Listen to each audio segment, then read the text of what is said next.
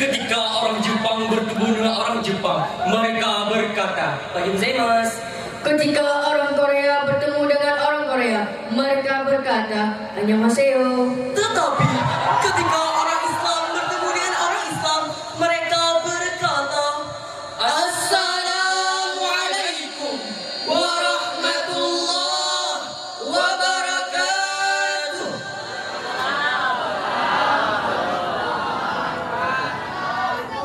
Apa kabar hadirin semua? Sehat?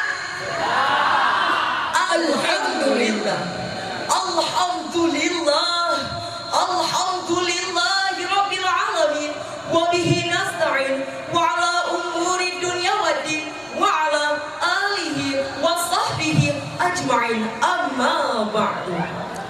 Pertama-tama dan yang paling utama, marilah sama-sama kita panjatkan puji beserta syukur atas kehadiran Allah Subhanahu wa ta'ala, yang mana oleh Allah telah menciptakan 7 petala langit tanpa tiang dan 7 petala bumi tanpa landasan.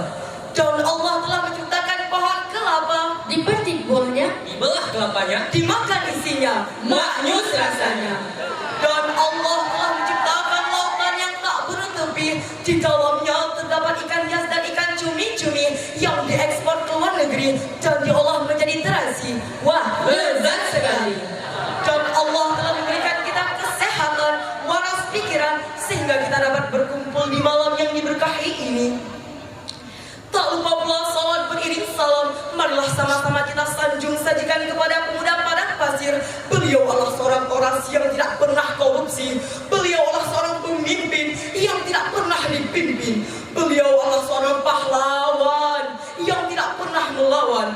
Dan beliau juga tidak pernah gugur dalam melawan Joko Tingkir, nenek sihir, nenek lampir, apalagi kafir yang tidak beriman.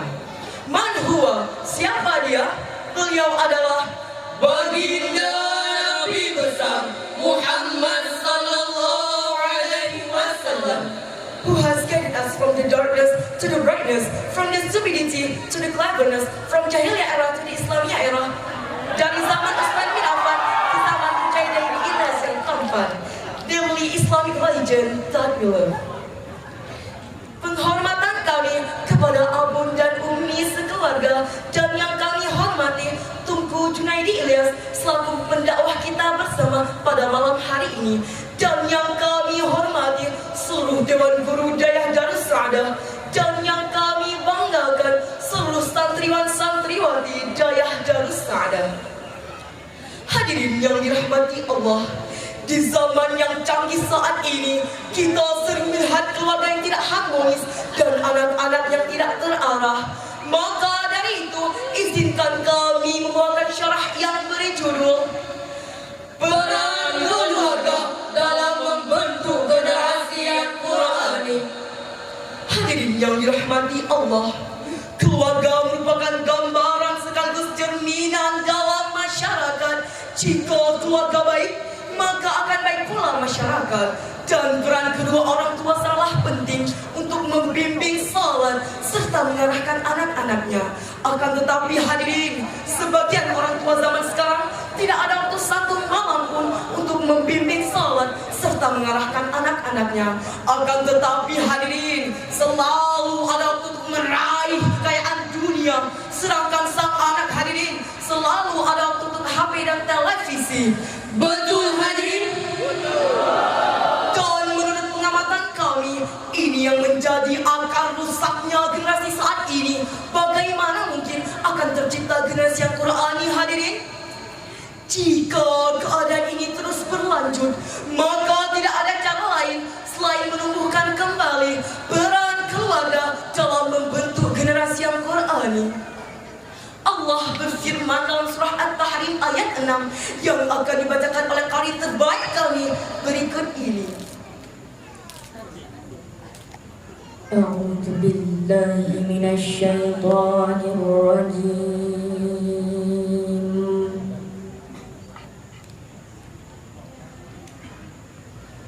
Bismillahirrahmanirrahim.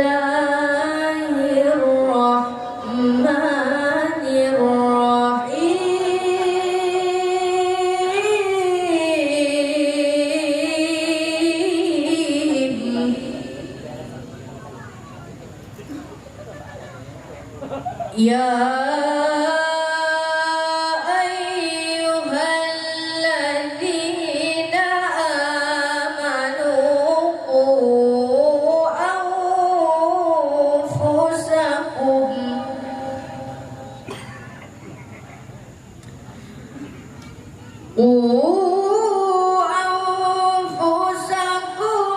wa ahlikum naran waquduhan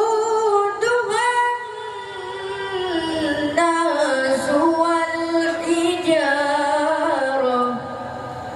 Hamba berlindung kepadamu ya Allah dari bisikan syaitan yang terkutuk dengan menyebut asma Allah yang maha pengasih lagi maha penyayang. Wahai orang-orang yang beriman, peliharalah dirimu dan keluargamu dari api neraka yang bahan bakarnya adalah manusia dan batu.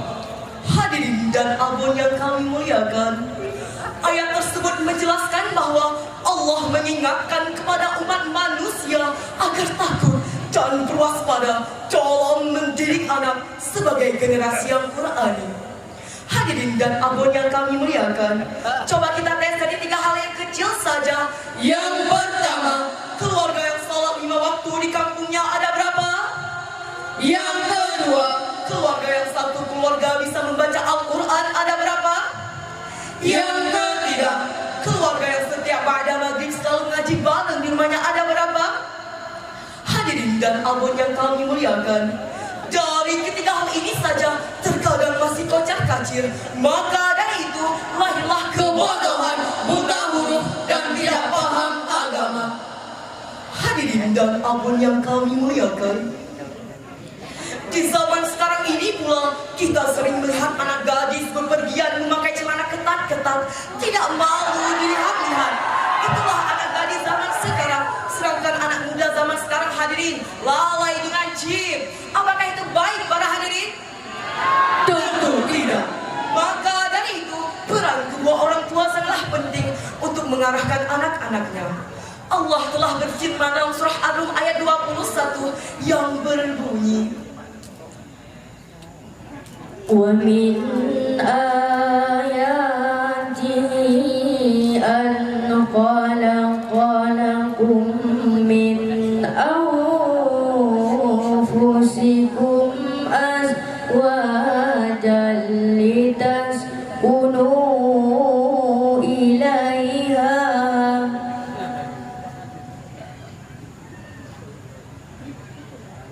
wa ja'ala bainakum mawaddatan wa rahmah.